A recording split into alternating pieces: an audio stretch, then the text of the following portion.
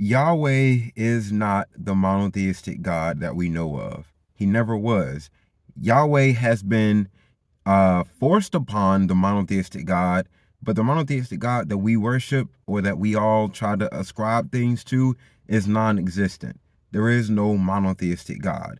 The gods that we are attributing these things to come from polytheism and henotheism, and they are not all powerful, they are not all knowing, and they are not everywhere all at once. Yahweh is definitely not any of those things.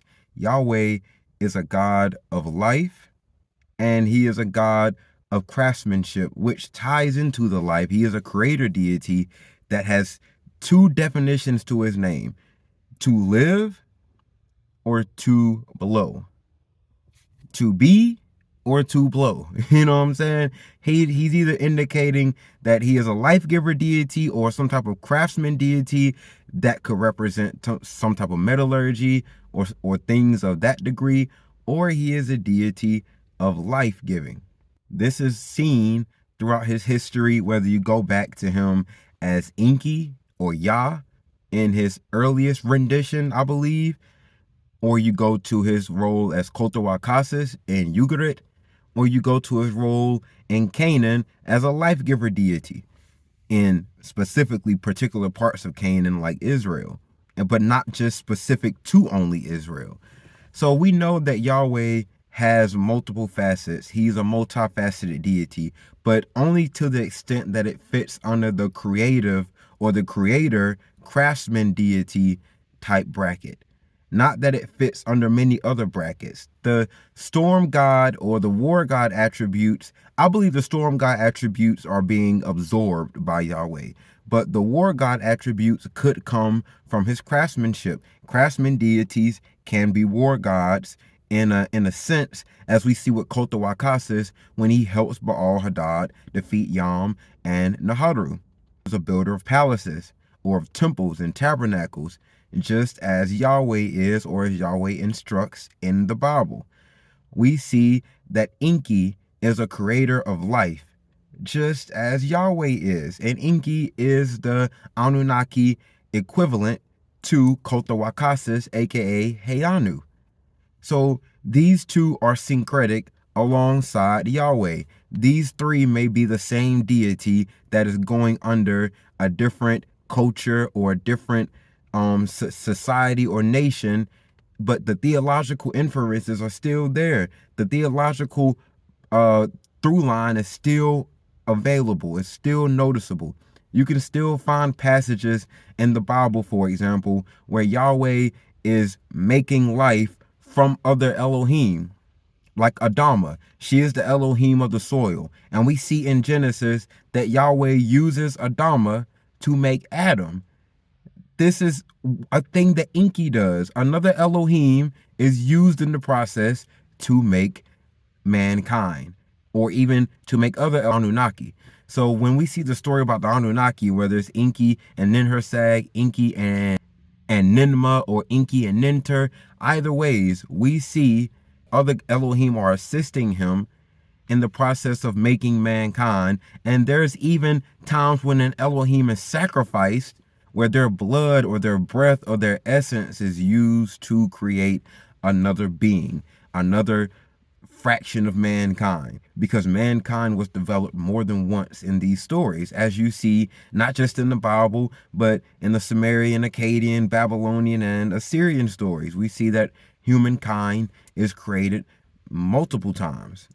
They have given multiple creator stories, and we see Yahweh taking the aspects of a life-giving creator due to the root of his name being higher. We can assume that he is having at least a good percentage of the responsibility for creating life alongside Ninhursag, who would be the Ashera of the Elohim, and she will be known under the Anunnaki as Ninhursag or Mami.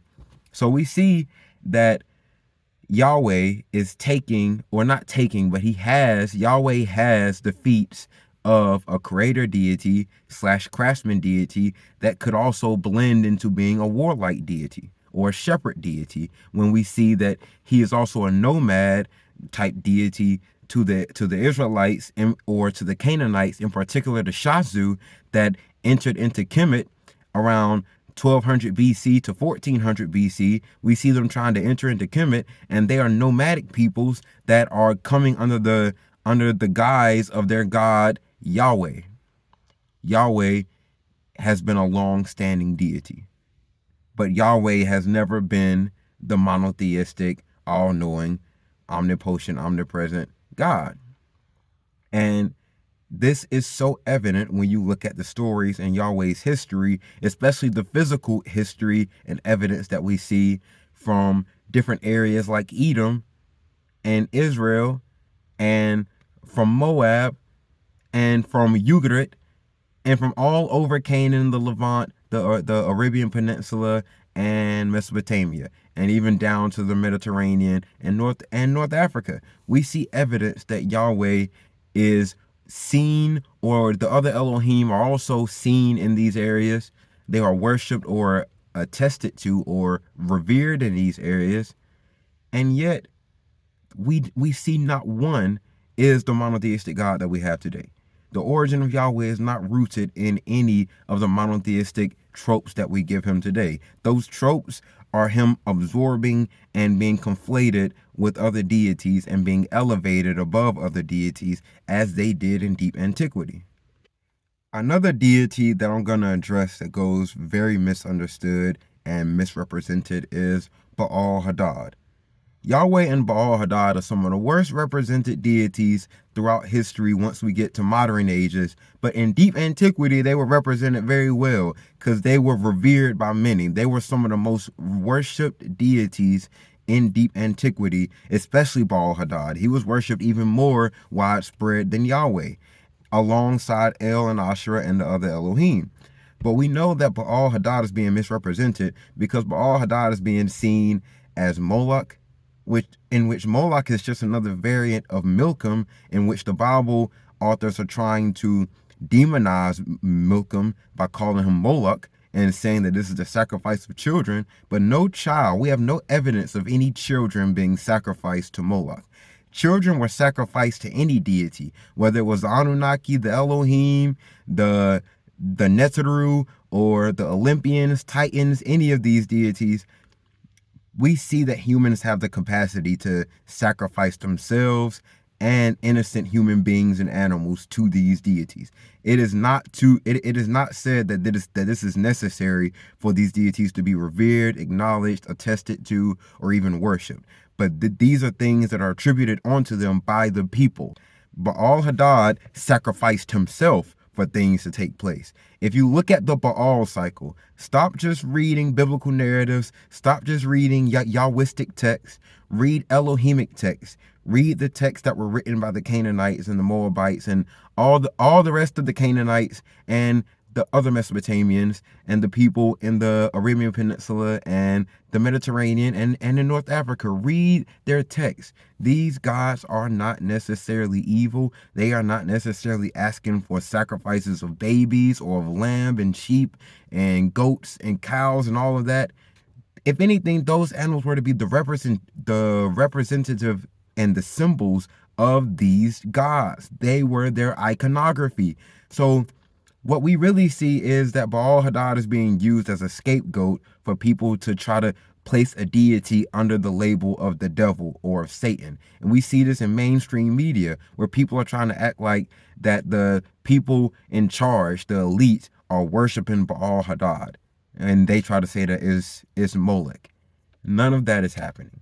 The elite, the Illuminati, if there are people running things, if there is a secret society, they are not worshiping Baal Hadad. They are not worshiping Moloch. There is no Moloch for them to worship. If they are worshiping Milcom, then they would have to be doing it. They would have to be doing it the Ammonite way. They would have to be doing it in a way that is consistent with the worship of Milcom. He has his own specific things that you have to attribute to him. And I don't understand how we get this notion that Baal Hadad is somehow associated with this debauchery, with these deplorable acts of killing and eating and sacrificing children. We have made the wrong inferences. We have made the wrong conclusions. It has nothing to do with Baal Hadad. Is there an Elohim of death? Yes, that Elohim is named Mot. And Mot is an Elohim that is a necessary player in the game because these Elohim have their own cosmology. And we can trace it back. We can trace it back to the Anunnaki. When Baal Hadad was an Anunnaki, he was still just a storm deity, still a deity that provided life-giving rains, still a deity that moved the clouds, that was a rider of clouds, still was that type of deity. Nothing changed. The only thing that changed was that other cultures may have absorbed different beliefs and traditions into Baal Hadad or into the entity that they are claiming is Baal Hadad, because Baal Hadad is went by many different names than just Baal Hadad. He is also known as Teshub, or could even be Melkart, which is another deity. But we know that Baal Hadad is not Moloch. Baal Hadad is not this deity where he is asking you to sacrifice children to him. Baal Hadad is not the devil or Satan. Baal Hadad is only known as a devil or Satan because Christianity, Islam, Judaism, or overall, the Israelite theology is what won the day in Canaan. And when they won, the other Elohim became demons. They became angels even. Not even just demons. Some of these Elohim became angels.